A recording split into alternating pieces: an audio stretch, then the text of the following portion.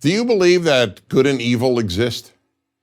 The answer to this question separates Judeo-Christian values from secular values. Let me offer the clearest possible example: murder. Is murder wrong?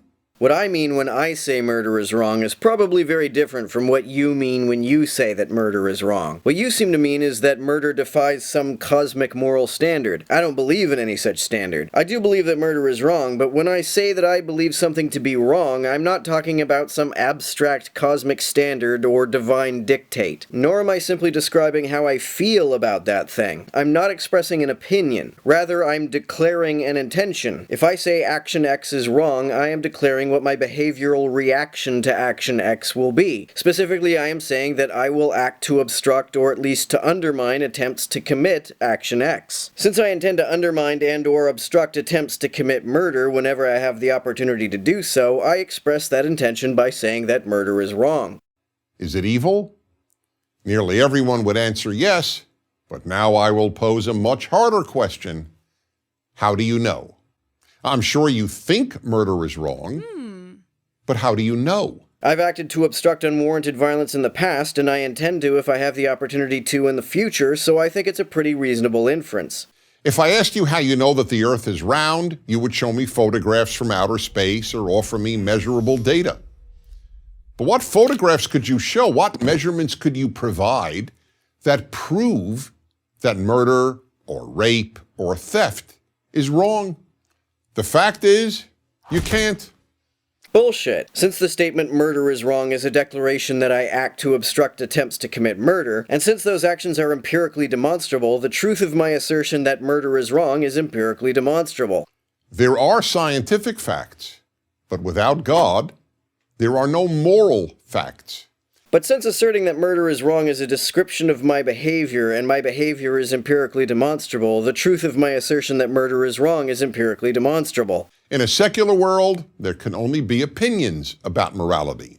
They may be personal opinions or society's opinions, but only opinions.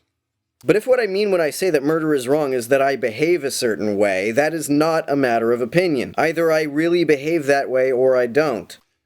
Every atheist philosopher I have read or debated on this subject has acknowledged that if there is no God, there is no objective morality. So you've never read Sam Harris, then? I don't believe there is such a thing as objective morality in the sense of morality being some kind of mind-independent entity or standard, but this has no connection to the fact that I'm an atheist. Because even if there were a God who dictated morality to us, it still would not be objective. There would be no objective reason why we ought to do what a God tells us to do.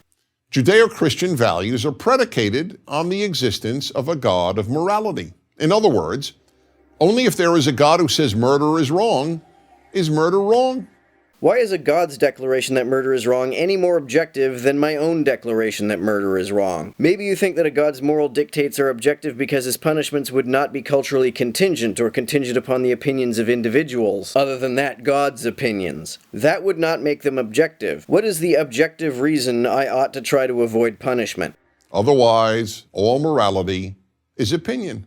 If my declaration that murder is wrong is opinion, why is a God's declaration that murder is wrong not an opinion? The entire Western world, what we call Western civilization, is based on this understanding. I doubt this is true, but even if it were, I don't see your point. It sounds like you believe that Western civilization will collapse without belief in objective morality. If that were a real threat, you'd think that as belief in subjective morality increased, violence would increase. Violence has been steadily decreasing over the last 25 years. Now, let me make two things clear.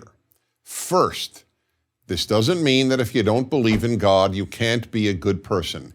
There are plenty of kind and moral individuals who don't believe in God and Judeo-Christian values. But the existence of these good people has nothing to do with the question of whether good and evil really exist if there is no God. Then the issue is completely fucking irrelevant, isn't it?